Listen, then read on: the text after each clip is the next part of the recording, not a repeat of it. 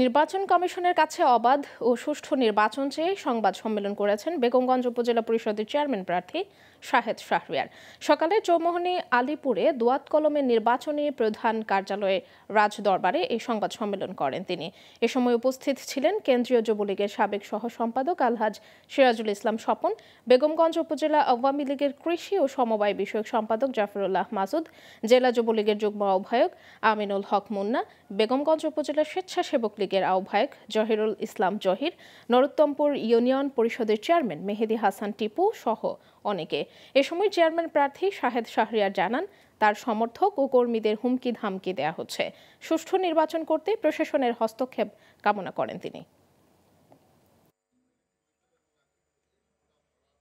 আমি বিশ্বাস করি আপনাদের পরিবারের একজন ক্ষুদ্র সদস্য হিসেবে আগামীকাল আমি যে প্রতিদ্বন্দ্বিতা করার জন্য দীর্ঘ কয়েকটি মাস বেগমগঞ্জের বিভিন্ন মানুষের দ্বারে দ্বারে ঘুরতেছি, 13 তারিখ থেকে আমি যে অফিসিয়াল প্রচারণা শুরু করেছি সেই অফিসিয়াল প্রচারণার ভিতরে আমার সর্বপ্রথম ধাপ ছিল মাদক মুক্ত একটা সুন্দর সুশৃঙ্খল বেগমগঞ্জ গড়ে তোলা এবং একটা আইটি পার্কের মাধ্যমে ডিজিটাল বাংলাদেশ তৈরি করা। মাননীয় প্রধানমন্ত্রী জননেত্রী শেখ হাসিনা ডিজিটাল বাংলাদেশ গড়ার জন্য যে প্রত্যয় নিয়ে পরপর 3 বার জনগণের ম্যান্ডেট নিয়ে সরকার গঠন করেছে, সেই ম্যান্ডেটটাকে আরও সুস্থ সুন্দর সাবলীল করার জন্য আমি বেগমগঞ্জ উপজেলা পরিষদের একজন প্রার্থী হয়েছি।